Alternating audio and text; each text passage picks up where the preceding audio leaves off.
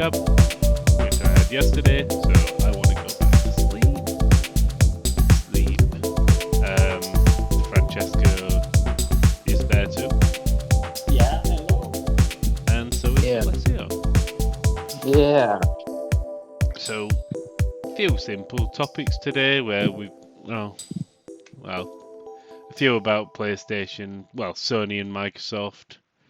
Then we've got Don't Nod, and then we've got a games company being shit again.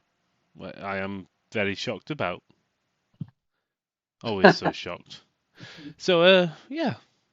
Let's start with Sony, and so they're aiming to ship 30 million PS5 consoles in the coming financial year, which fair enough.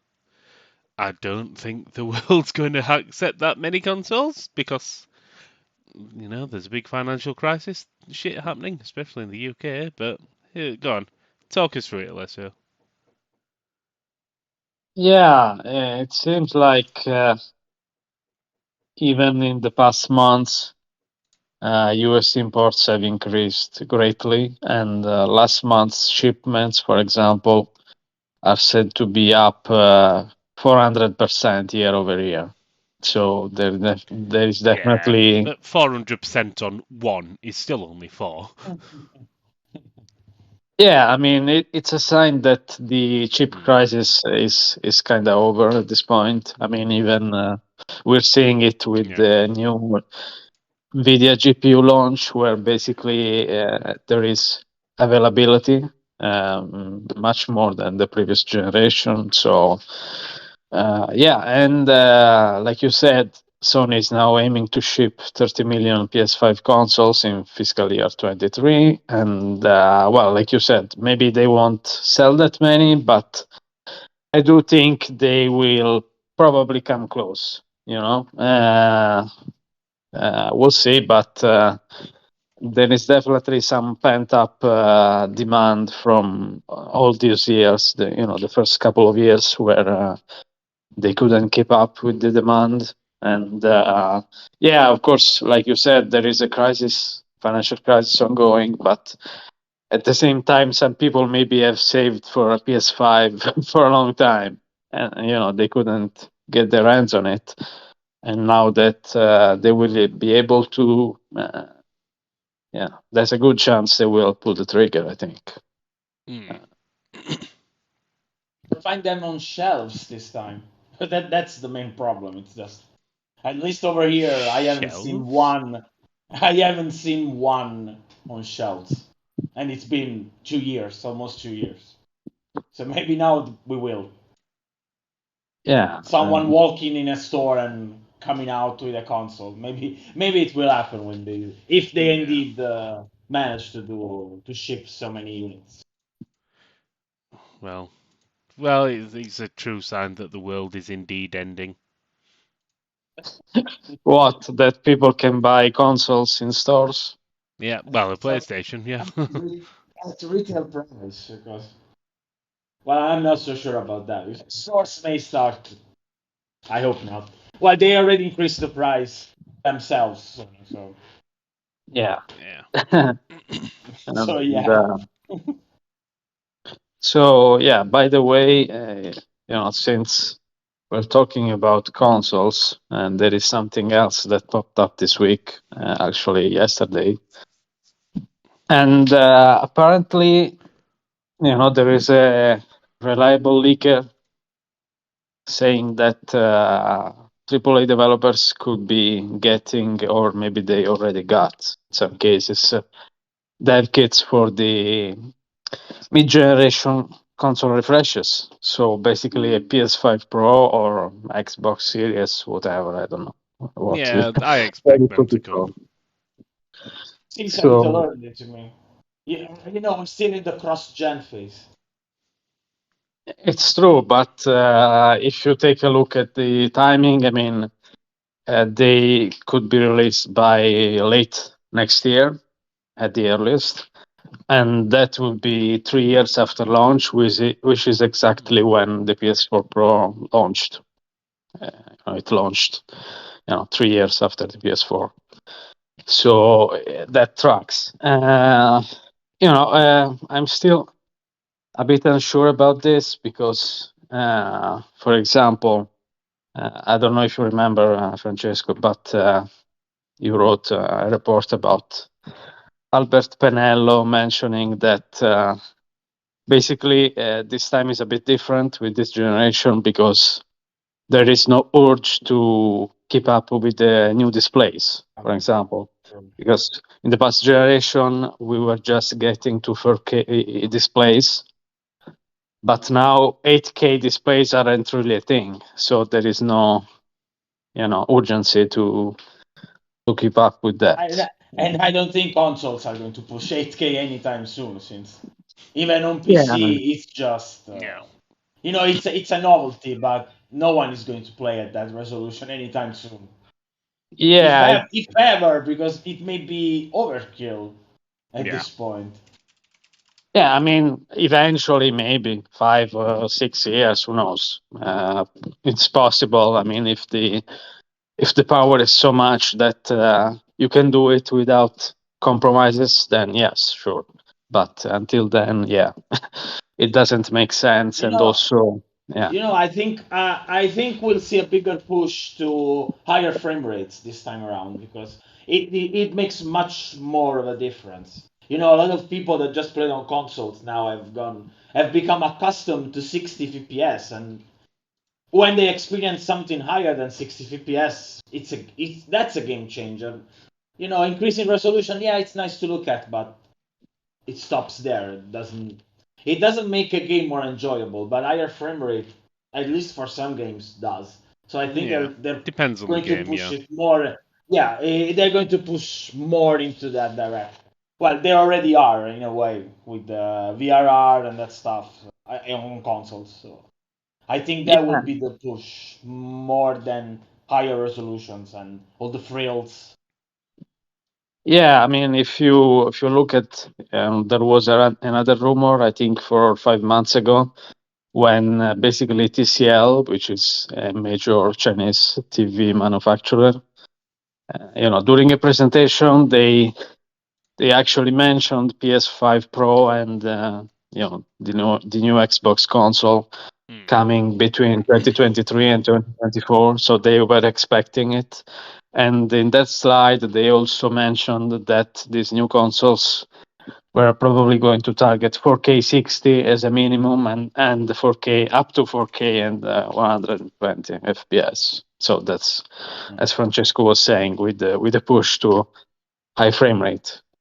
Uh, Especially as there are now many even TVs that support up to 120 frames per second. Given that the HDMI 2.1 spec allows it, and now most TVs have it. So it will be interesting to see. I mean, spec-wise, it is a bit too early, perhaps, to discuss that, but it seems a fair point to assume that it will use RDNA 3 GPUs, of course, custom made, but they should be based on the GPUs that AMD is launching before the end of the year, apparently. So uh, it will be interesting to see if these rumors are confirmed. But it's a good point what Francesco said earlier, that most games are still cross-generation. So Yeah. Yeah. maybe these new consoles, if they are actually released, they will help end the cross-generation trend. And like people, I mean, the developers can't really be expected to support PS4, PS4 Pro, PS5, and PS5 Pro, and the Xbox equivalents at the same time. It would be like 8 different, albeit similar consoles. Uh, so Well, it depends when the market's there. They need to get the console shipped before people gonna release games. Because even now the PS5's still probably not the most, and any of them aren't really the most viable at the moment because due to COVID and everything, they're just not all out there yet. So yeah, I don't know. I guess the Series S is pretty viable. It's quite Yeah. cheap compared to the Oh no, others. no, they're cheap. I mean, it's just how many are out there with the public. That's the Okay. issue. Yeah. Yeah. Um. Yeah, we'll see.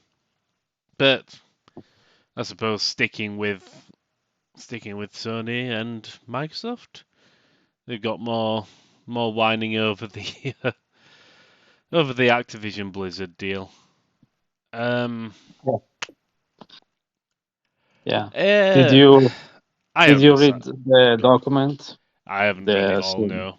I've read bits, I've skimmed over it, and I understand Sony's issues, and I'm not a fan of the mass consolidation of the industry. But yeah, it's hard for Sony to justify a complaint like saying that it's hard for Sony to justify complaining that Microsoft will get an advantage when they've been paying for that advantage themselves bit by bit over the years. It's the only argument I agree with is that Sony could use this to further cement themselves. Not Sony, Microsoft could use it to further cement themselves as like the only cloud-based gaming streaming service in town.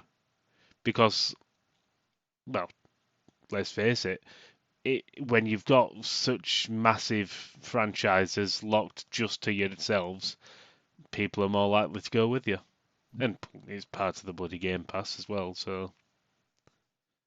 Yeah, but I mean, I don't see how that is different from securing content for your console. I mean, it's just a platform, It's So it's more in this situation. It's more the fact that cloud-based streaming for video games is still such a it's not even a proper thing yet.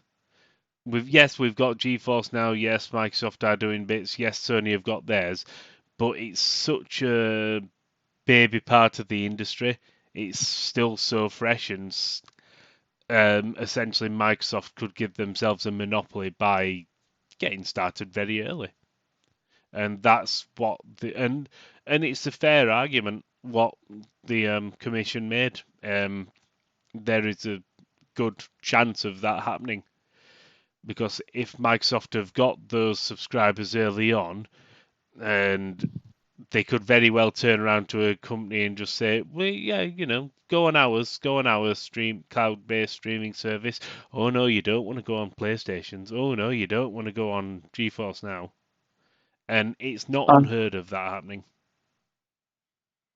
Yeah, but I don't know. I mean, for once, cloud gaming didn't begin with Game Pass, and there were many services before it, and And they're all so dead.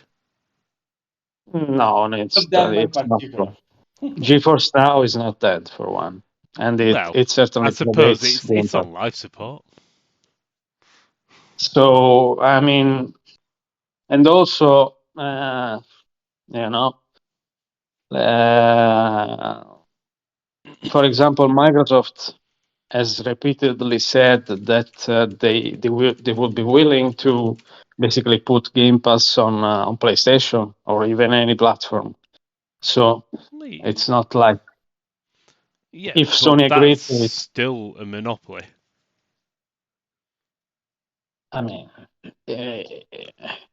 it's for example, if you take the example of Valve launching Steam, at that time, the digital stores were almost non-existent. Steam was basically the first to succeed, and they used Half-Life 2 basically as a Trojan horse because it was only available through Steam. So that certainly helped them cement their position early on. But I mean, I don't see how our regulators should prevent that, because if anything, it's just foresight. I mean, if you try to do the best early on, and that's just business, I think. Yeah, it is I don't. foresight, and it is just business, but at the same time, and there's still an undeniable fact that Valve are anti-consumer. The fact that whenever they bring things in, and you look at the workshop and creations by by the people who create something for games, and Valve takes such a massive chunk of everything, and they even essentially force people to give things away or near enough give things away. So it essentially Yeah, but getting I started, don't. and I the don't see difficulty is we anyone. don't need a monopoly. Yes, but what can you do if people just, for example, Valve built basically. I mean, it's not a monopoly, but it's a strong Near enough has position, done very it. strong position. So they were they were just good enough to do it, and you can't penalize them for that, by law, I think, and You that the can. same should You apply here. genuinely can. That's what And in America. That's what the CMA, Competition and Monopoly Authorities. I think that's what it stands for. Anyway, the monopolies, whatever. That's designed for, and a lot of countries have got the same thing. In the case of yes, Microsoft, but it could be just set that for the acquisition to go through, the Microsoft might get enough support from other countries that it doesn't matter. But if they need the support of the UK or US or whomever, it simple rules can be put in place saying that, right, for this to go through, for us to agree, you've got to agree that you will put the exact same version of these games on these services for the next 20 years. And that's not unheard of. yes, but I think it would be very hypocritical because, like you said, for example, Sony paid exclusives for the same thing they are complaining about now. I mean, there is actually a quote from that document where they say, Sony could get sorry, Microsoft could secure extra content for Call of Duty. What is it that they have done with Call of Duty and Destiny for No, no, years? Like, and so I mean, like I said, I've like already agreed what with that. my point is that this is normal business practice, and it's not something that defines a monopoly or even something that a regulator should act against. And especially if you consider that Microsoft isn't anywhere near being a monopoly in the gaming industry. Even after the Activision Blizzard acquisition, it will still be it will still be below Sony and Tencent in total revenue. So I'm not saying there'll be a I think monopoly in gaming. It's just that they would essentially give themselves incredibly strong foundation for a monopoly in cloud-based gaming. That's the right, but core difference, and that's the part where I agreed with the authority that there is a very big risk that should Microsoft do this, they can essentially gatekeep cloud-based gaming, and any other competitors, unless they've got incredibly deep pockets, will just get shoved out of the market. Sony won't get shoved out of the market because they've just got their own, it's for their own first party things as well.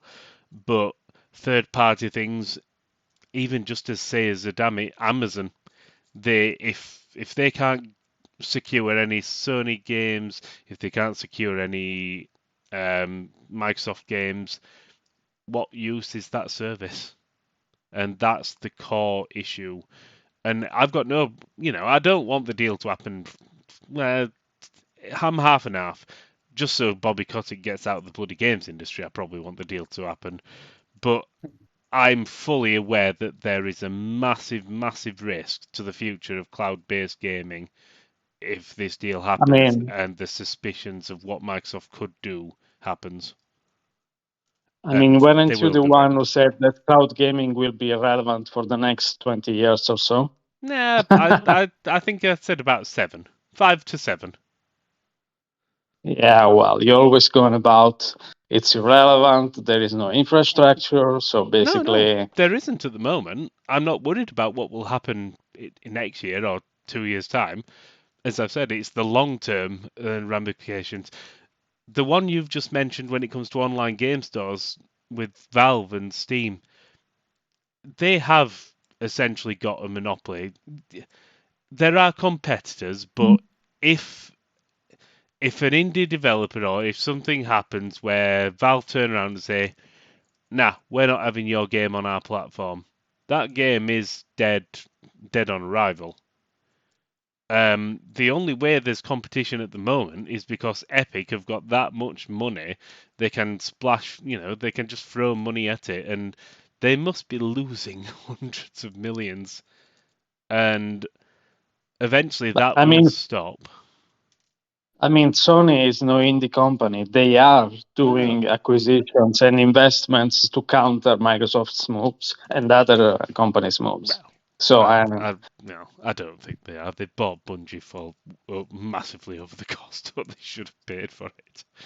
That was probably the worst thing I could imagine. Yeah, but still, they are doing everything they can. And also, like I said earlier, I mean, this is the same as securing exclusives for your platform, for your console, which Sony has been doing for decades. Yeah, And they have. you obviously want to secure stuff for your platform. That's how you draw them.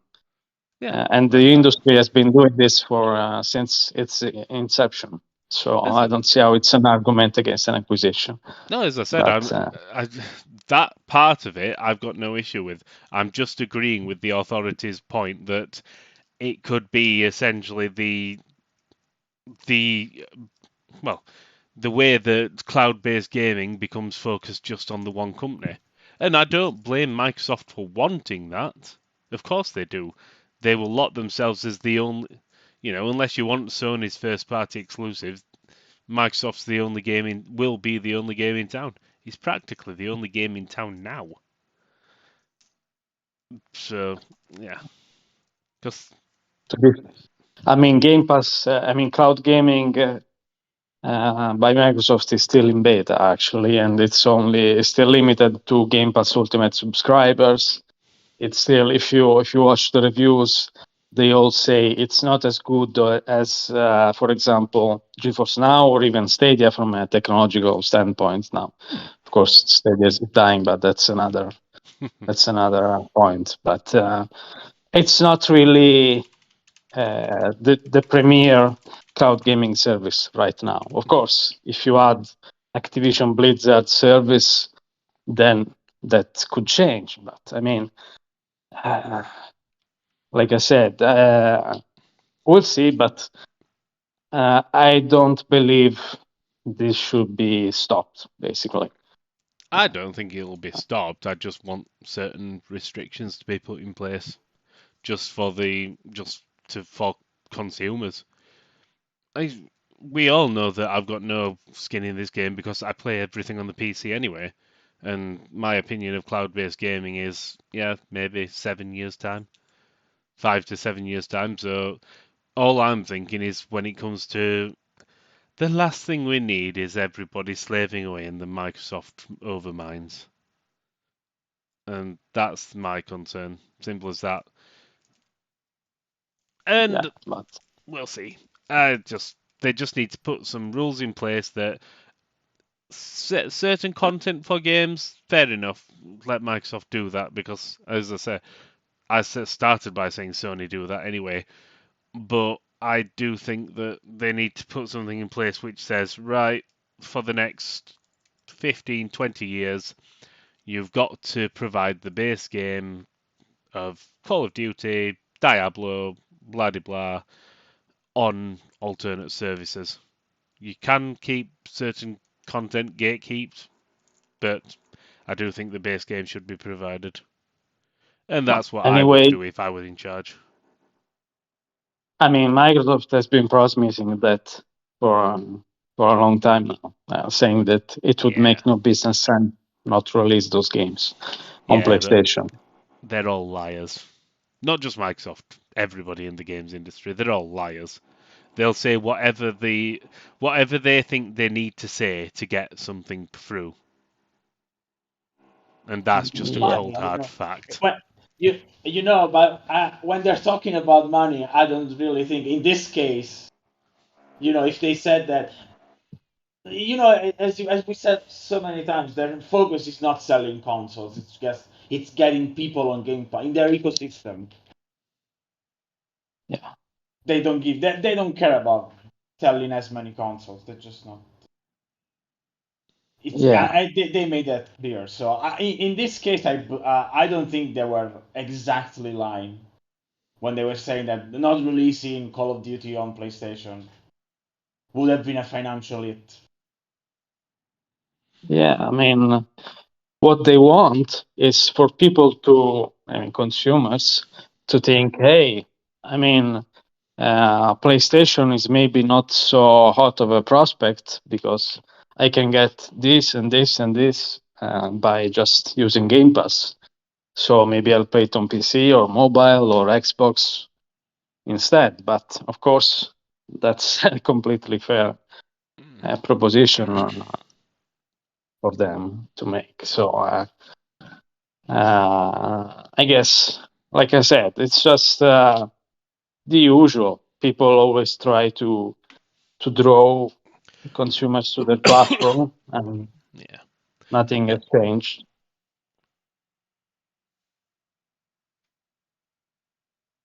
Yeah, well, as I said, my issue is what could be in the future for the nation. Yeah, for the early start of certain other services.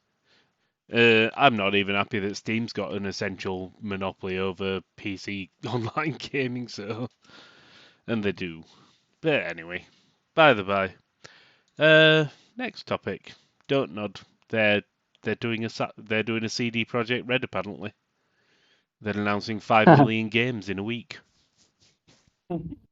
Yeah, they are basically going to make 8 games. Well, not all of them will be made by actual Dontnod.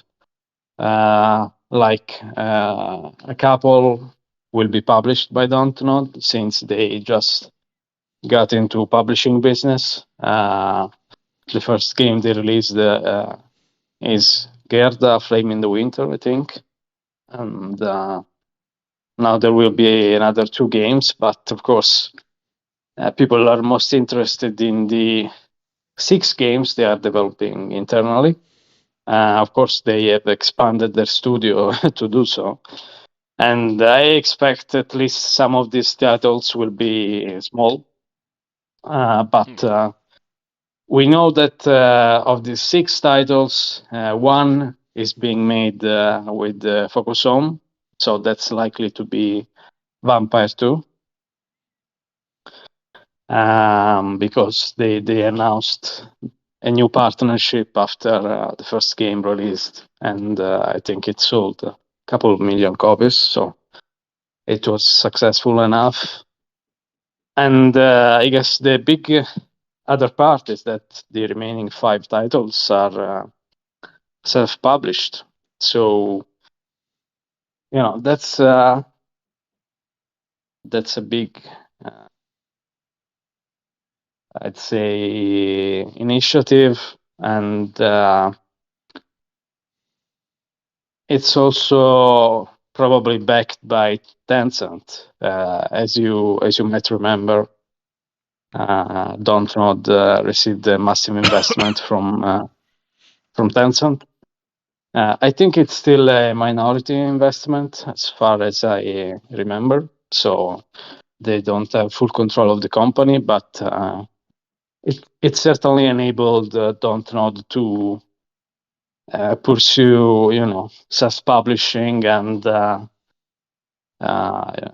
also to make multiple projects at once. So Well, their last game was released a couple of years ago, and these 8 titles are expected within the next 3 years, basically.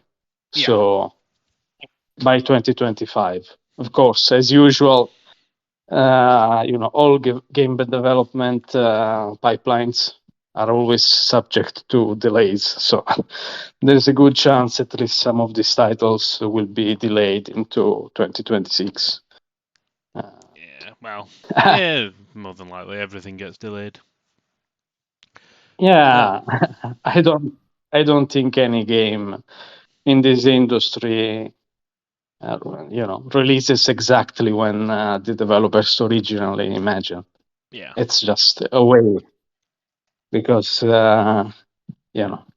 developers always have big ambitions when they think about the projects at first, but then they have to make compromises, maybe to rework some features, and of course there is always the performance issue, bug issue, polish, and you just get delays. It's a normal part of the process.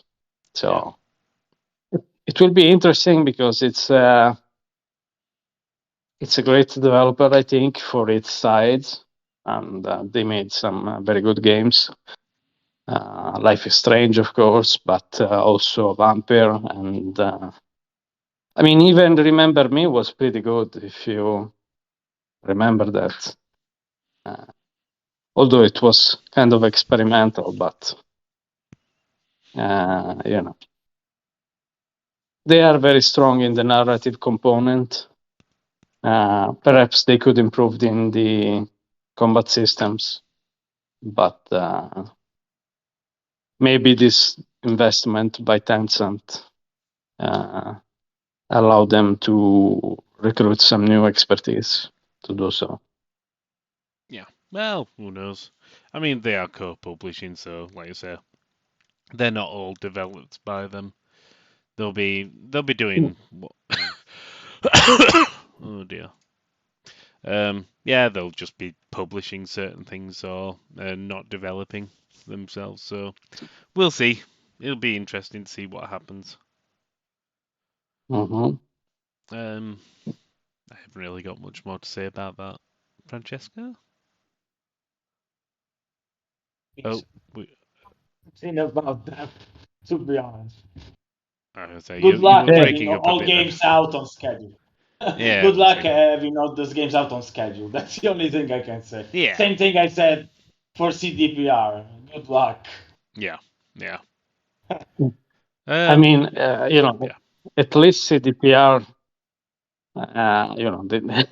they didn't announce 8 games to be released in 3 years. Of course, their titles are going to be much bigger than Dontnods, but yeah. Yeah. Well, Chris, talk to us about Bayonetta and whatever happened yesterday. I mean, I won't be playing it, so that's something, I suppose. No, just on Twitter last night. Well, no, last night is when we're recording this, so Saturday. The voice actor of Bayonetta from, well, every single Bayonetta appearance so far, Helena Taylor, has gone public with why she's not, well, doing Bayonetta in Bayonetta 3. Long story short, she was offered a really, really shit offer. She said she wrote to Kamiya, who gushed about how meeting her as Bayonetta for the first time was such a major part and all that bullshit. And then after that, that's when the offer was increased to $4,000 for a AAA game. For a AAA game as a sequel in, it's not the biggest franchise, but it's not tiny. So essentially, it's just the games industry being the games industry again. We all know voice actors get shafted. This isn't much of a surprise. It's very rare that a voice actor gets a good pay and it's very rare that a voice actor doesn't get mistreated. The only ones who seem to get the good pay and not mistreated are the big names from film or whatever, that get dragged in. When David Hayter got kicked out of Metal Gear Solid. And I like Keith Sutherland, but there was no reason, no need. Yeah, This I, is, I think all go of ahead. this boils down to they just wanted to replace her. Because I'm pretty sure Jennifer Hale is not cheap. No, Yeah, I don't think so either. They just I think wanted they've gone they with the just name. wanted to replace her. They They've just just wanted to gone with a replace bigger her, name. and yeah, and I don't they probably wanted to say outright we just don't want to have you back, but they just made a bigger mess of it by doing it this way. To have been better to Yeah, just say, it's the same thing that happened with David Hayter, like you said. There wasn't this big drama, but I remember there was, talk about things, and David yeah, Hayter went out and talked about how it wasn't handled very well yeah. yeah. when. And you know, I do agree that no actor, no voice actor's got the right to, they don't need to be in a sequel. It's down to the company, but it's when they start bullshitting and when Platinum Games. Now, I'm going to believe Helena Taylor, however you pronounce her name. Um, I'm believing every single thing she said because you know, coming out like this essentially burns every single bridge in the games industry. We know how bad the industry is. Once you talk out about it, you're essentially screwed. Um, and it does seem that, well, from what she said, then Platinum Games are full of shit and lying when they came out and said it's due to scheduling or whatever else why she couldn't come back. It's like, no, it's just because you're cheap bastards. Um, it's just yeah, the I way they've mean, dealt with it, and I then don't. gone. I was just going to say that I doubt she's correct about how much money Bayonetta made because she said Yeah, like 450 million. yeah, I that's the don't only think it part I will. find. Otherwise, otherwise Sega wouldn't have let the series to die without Nintendo if it was making that much money. It's a weird one. I'm going to say that's the only part that is she working on. She'll be working on gross revenue, so $60 for every single copy sold. We know the console versions sold 3.1 million, so I worked that out at about 184 million dollars in gross revenue. Add on to that, their little deals where Bayonetta's appeared in Smash and whatnot, and add on a few collector's edition sales and PC sales. Maybe it hit 200 million, maybe, but 450 Yeah, maybe. million dollars sounds high. I don't know where she got the figures from. Maybe she is privy to something we don't know. Maybe somebody really, really, really, really loves Bayonetta, and somebody Yeah, really loves Bayonetta in You Nintendo know, or whatever, and I'm they at paid him fault. 200 I'm at million. fault. I'm at fault because I bought the first Bayonetta. I lost count of many times I bought it. I think I bought it like 4 times. yeah, but Why? that, Why? Launch release on Xbox 360. The Xbox 360 broke down. I bought it on PlayStation 3. Yeah, Then I bought it on Wii U. Then I bought it on PC. Then I bought it on Switch. I'm just curious how many, you know, I am It's my curious fault. how many My people fault. own it. It's Um, my fault. I bought it too many times. I mean, I guess your 4 copies are counted in in all of the console sales, Francesco. So I don't wait, think. I suppose it depends because, yeah, I don't know. Yeah, because if you bought it on the PC, then they won't count on the sales. So it was. I'm just had a quick Google now. So as of 2017, the first Bayonetta sold 170,000 copies on Steam, so you can knock it up to 3.3 million copies sold now. Yeah, I don't. It's weird. So yeah, I could see it having generated $200 million in revenue. Gross sales. But yeah, I don't know where she's got 450 million from. But either way, offering $4,000 for the third, for the third outing of a game, which clearly is worth a lot of money anyway. Yeah, I think it's a I bit mean, bullshit.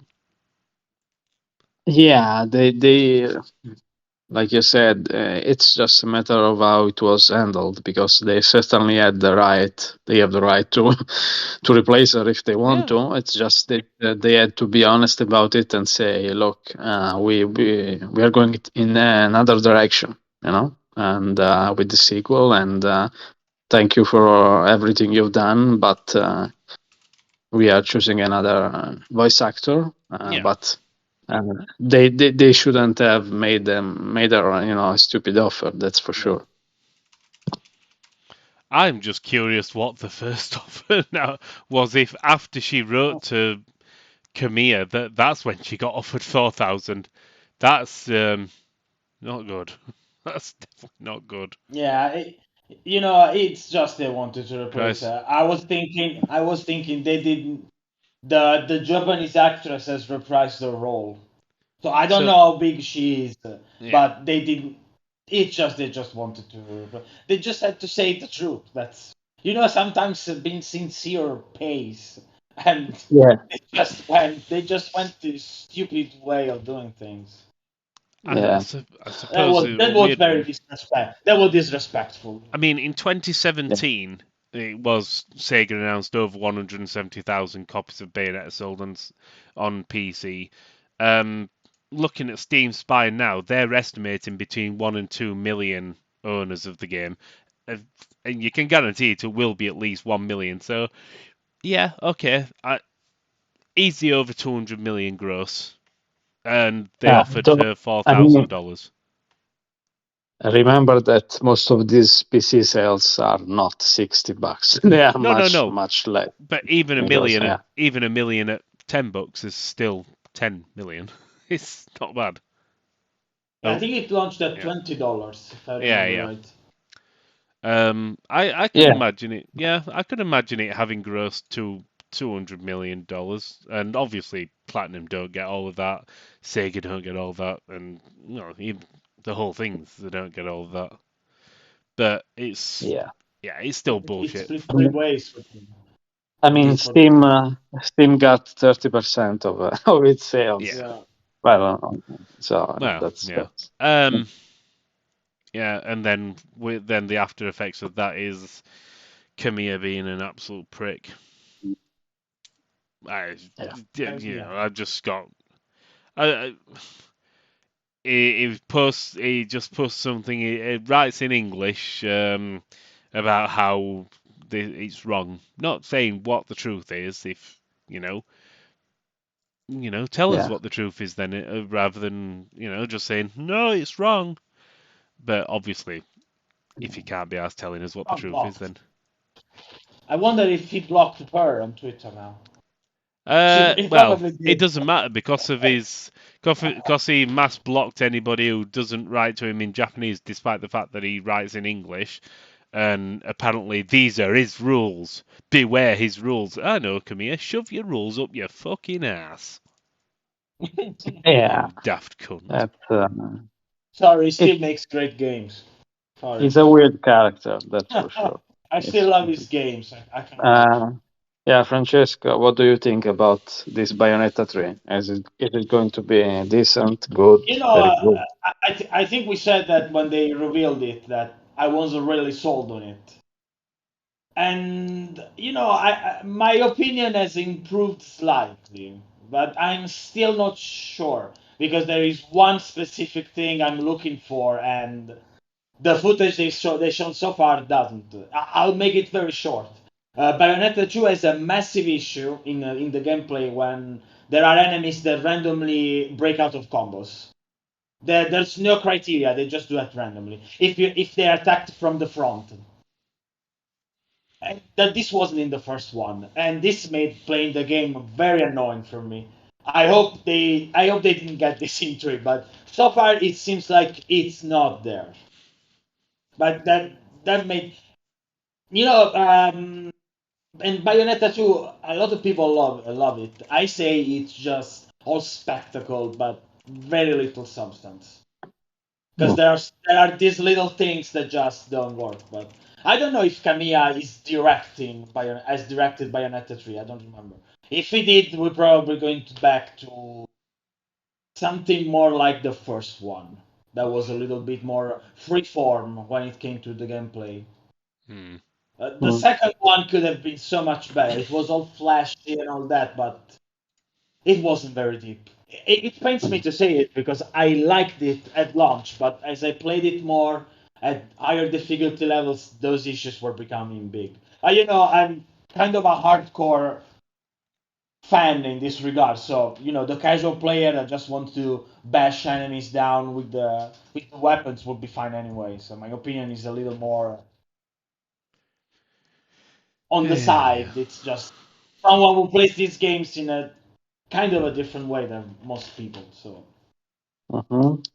Uh, and speaking of Platinum Games, this week the president of the company also apologized about Babylon's Fall, and he also said though that they are not going to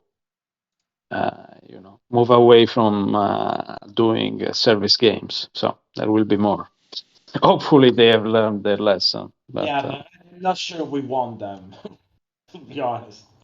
If they're like at this point, seeing how they have handled this matter, I'm starting to think that Babylon's fall wasn't just Square Enix. The issues. It might be them. They may have a bigger hand in those issues than I previously thought. Because if you're just going to no, we I mean, we we made a horrible game, but we're going to try that again. We're going to double down. I mean, Yeah, we're gonna. y- No, apologizing. It's cheap because there are people who paid for that game full price for a game they're never going to.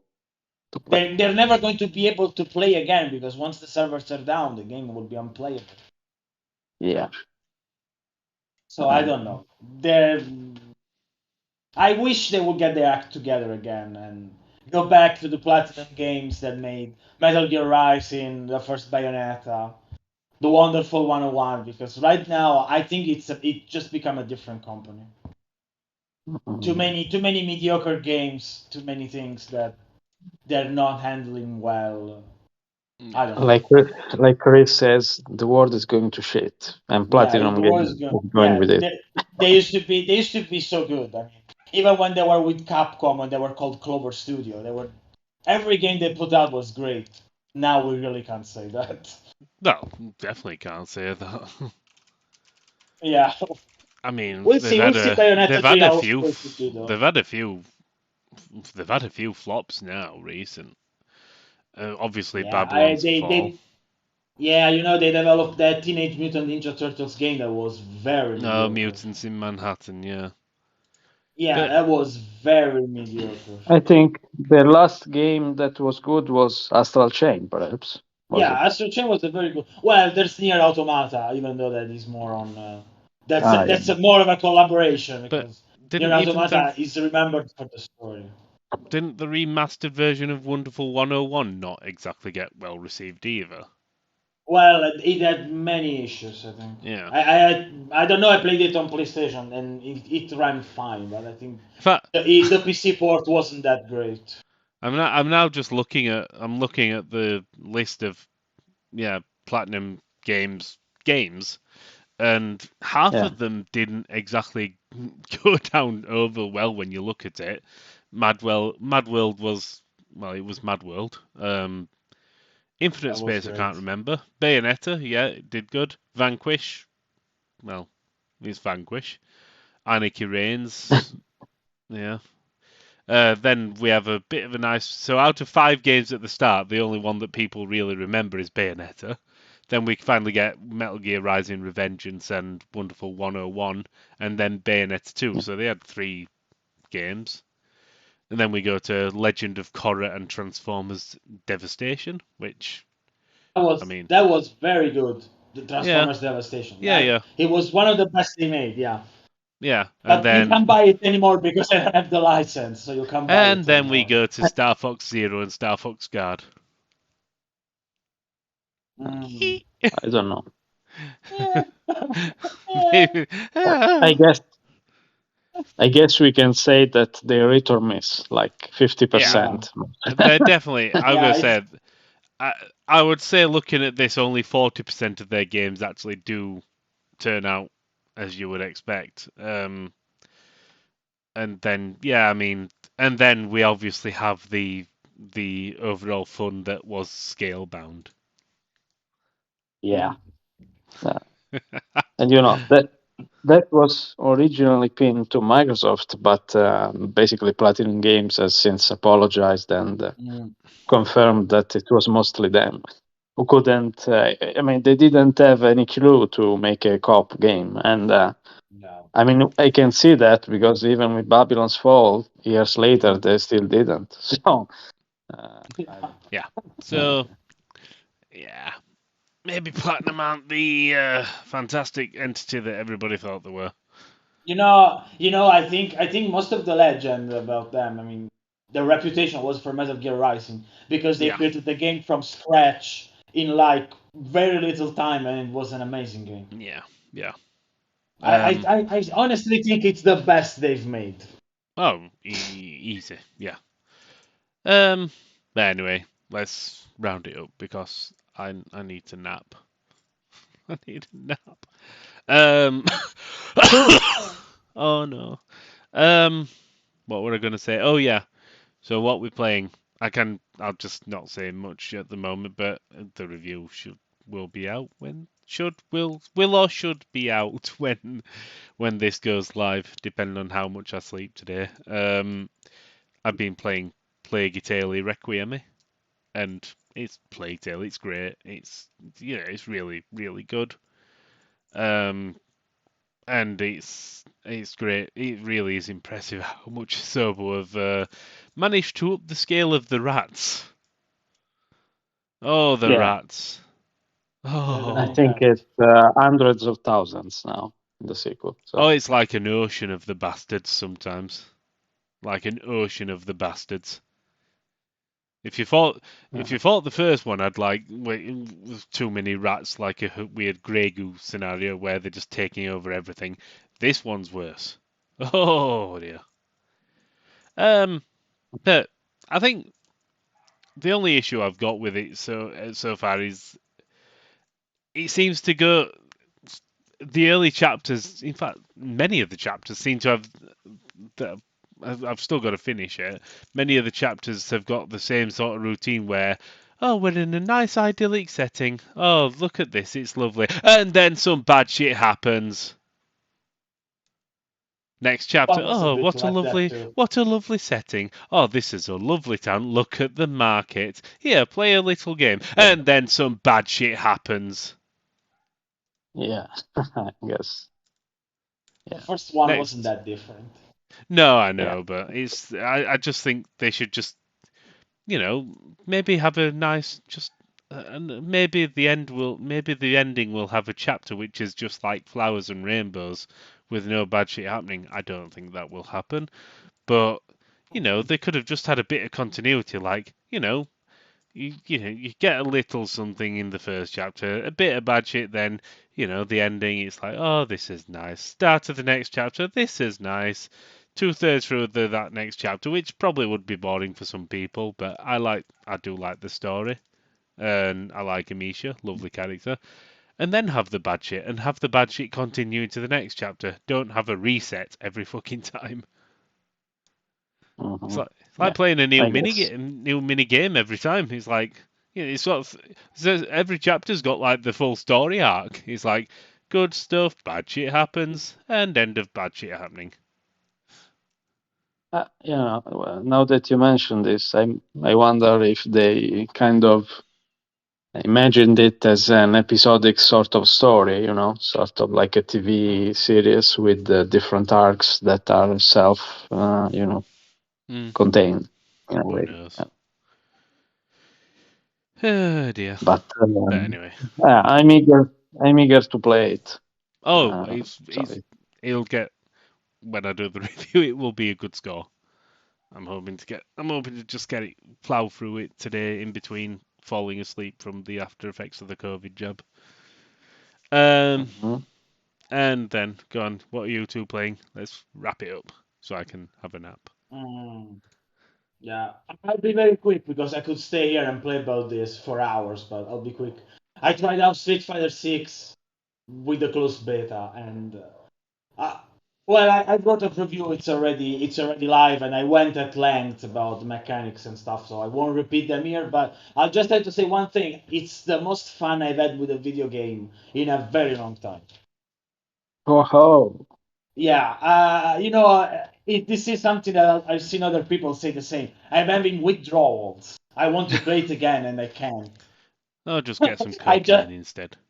Yeah, for the desperation, I went back to Street Fighter 5, and I realized that how much of a worse game it is compared to 6. I played thousands of hours of 5.